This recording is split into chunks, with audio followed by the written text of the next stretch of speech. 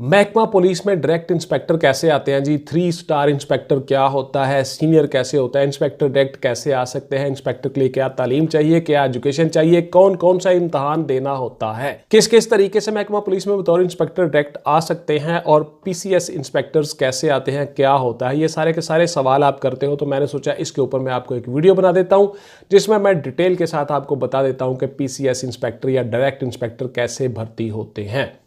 मैं हूं जी रजा बुखारी और आप देख रहे हैं बुखारी स्पीक्स यूट्यूब चैनल। इस चैनल पे मैं मुख्तलिफ आपको करियर ग्रूमिंग के हवाले से वीडियोस बना के पेश करता हूं। उसमें मैं आपको बताता हूं कि आप अपने करियर में सर्विसेज का कैसे आगाज़ कर सकते हो मुख्तलिफ डिपार्टमेंट्स में। स्पेशली जो फोर्सेस के डिपार्टमेंट हैं, जो FIA है, एविएशन है, उसके बाद एयरपोर्ट सिक्योरिटी फोर्स है, पुलिस है, मिलिट्री है, एयरफोर्स है, नेवी है, इस तरह के जितने डिपार्टमेंट्स हैं, उसके बाद PCS है, CSS है, इन सब के बारे में मैं आपको गाइड करता रहता हूँ। और मुख्तलिफ डिपार्टमेंट में जो एग्ज़ाम्स आते हैं उन एग्ज़ाम की तफसील आपको बताता हूं कि आप कैसे वो पास करके उन जॉब्स को हासिल कर सकते हो। थैंक यू वेरी मच जी। आते हैं मौजू की तरफ। तो इंस्पेक्टर जो डायरेक्ट भर्ती होते हैं पब्लिक सर्विस कमीशन के थ्रू से, PPSC के थ्रू से, उनकी डिटेल कैसे होती है वो गौर से सुन लें। ग्रेजुएशन जी 2nd क्लास डिग्री तालीम होनी चाहिए, 5 फीट 7 इंच आपका कद होना चाहिए, नज़र आपकी 6x6 होनी चाहिए और उसके साथ साथ आपकी चेस्ट जो है वो 33 साढ़े 34 होनी चाहिए। आप जो पुलिस सर्विस कमीशन का जो फॉर्म होता है उस फॉर्म के साथ आप एक मेडिकल सर्टिफिकेट अटैच करके साथ में भिजवाते हो जो MS जारी करते हैं जी, medical student. District headquarter hospital में होते हैं या जो सरकारी हॉस्पिटल होते हैं वहाँ पे MS मौजूद होते हैं। वो MS आपको एक सर्टिफिकेट जारी करते हैं जिसमें आपकी कद, छाती, नज़र, शज़र, ये वो सारा कुछ दर्ज होता है। वो अपनी मोहर और स्टैंप लगा के देते हैं। वो आप पुलिस सर्विस कमीशन के फॉर्म के साथ उसको सबमिट करवा देते हो और इस तरह से आपके फॉर्म सबमिट हो जाते हैं। उसके बाद व्यूअर्स आपका होता है जी रिटन टेस्ट। रिटन टेस्ट में कैसे, क्या, कौन कौन से सवाल आते हैं, कैसे आपने करना होता है, उसमें काफ़ी सारे पोर्शंस होते हैं। वो मैं फिर से थोड़ा शॉर्ट आपको बता देता हूँ। डिटेल से मेरी वीडियोस पड़ी हुई हैं पुलिस सर्विस कमीशन पे, CSS पे, PCS पे, PMS के, वो अलग से आप देख लीजिएगा गौर से। वहाँ पे हर चीज़ डिटेल से मैंने बताई हुई है।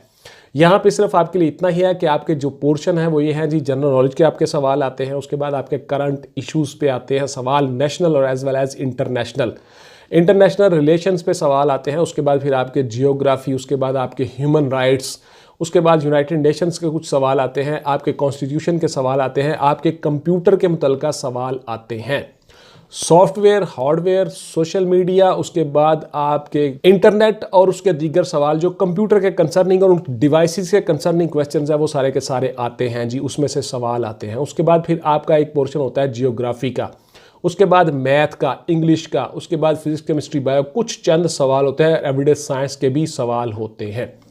अगर फर्ज किया MCQ का पेपर आता है, MCQs का, तो उसमें सारे के सारे इन्हीं सब्जेक्ट में से कुछ सवाल सेलेक्ट करके 100 नंबर का एक पेपर होगा।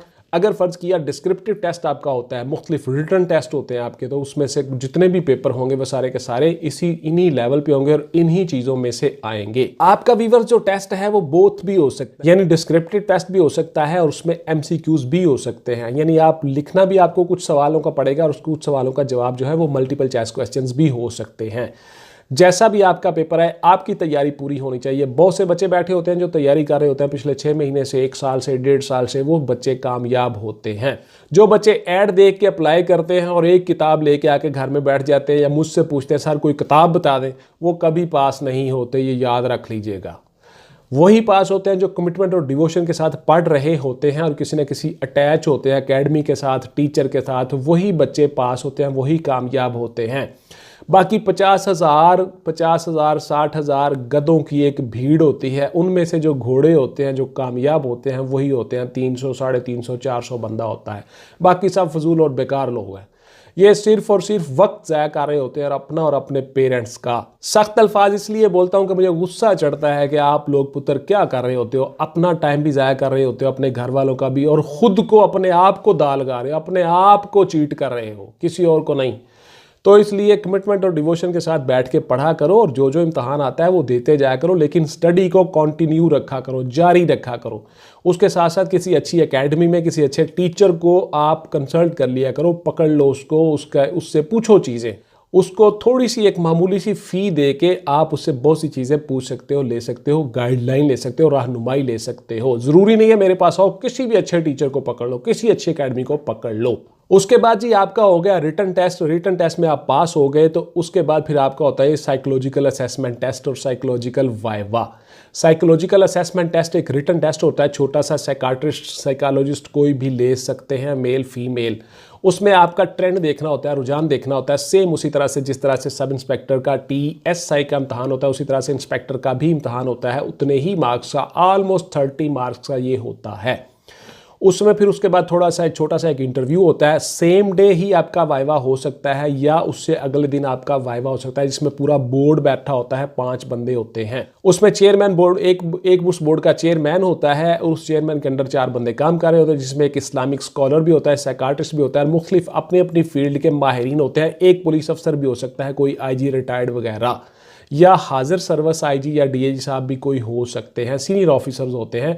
ये आपसे कुछ महकमे के मुतालिक सवाल करते हैं। उसके बाद वीवर्स आपको ऑफर लेटर जारी हो जाता है। Offer letter police service commission भिजवा देता है महकमे को, महकमा आपको ऑफर लेटर जारी करता है कि जी आप इसमें इम्तहान में कामयाब हो चुके हैं, इन टर्म एंड कंडीशंस पे आपको अपॉइंटमेंट दी जाती है। आप उसको एक्सेप्ट करके सिग्नेचर करके देते हो, हेडक्वार्टर में जाते हो, वहाँ पे आपकी यूनिफॉर्म वगैरह हर चीज़ आपको दी जाती है, आपको बताया जाता है सारा का सारा क्राइटेरिया।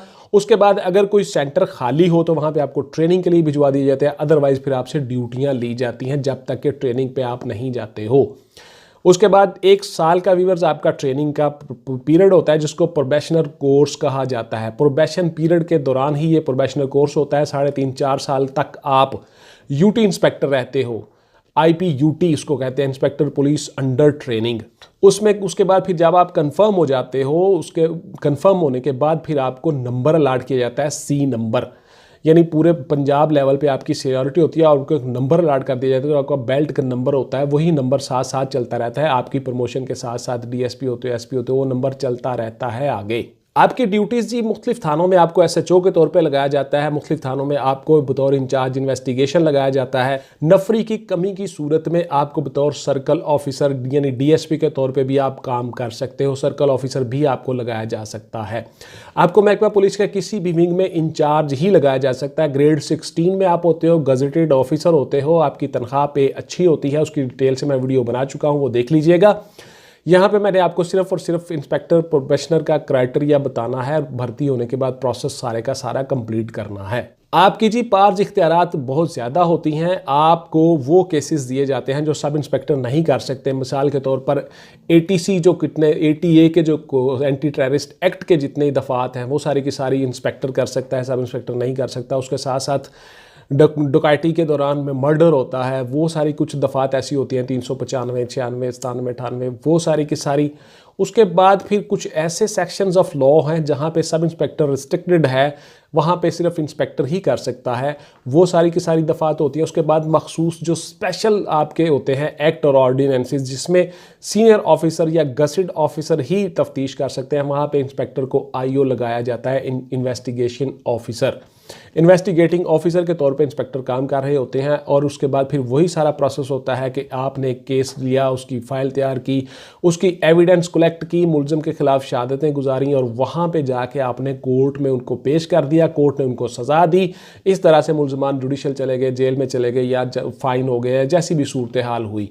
तो इस तरह से आप सारे की सारे वही सारी चीज़ें इख्तियारात इस्तेमाल कर रहे होते हो जिस तरह से एक तफ्तीशी ऑफिसर करता है, एक इन्वेस्टिगेशन ऑफिसर कर रहा होता है, जैसे ASI, जैसे सब इंस्पेक्टर, जैसे इंस्पेक्टर्स। तो आप गजेटेड होते हो, ग्रेड 16 में होते हो, आपको सर्कल ऑफिसर के तौर पे भी लगाया जा सकता है।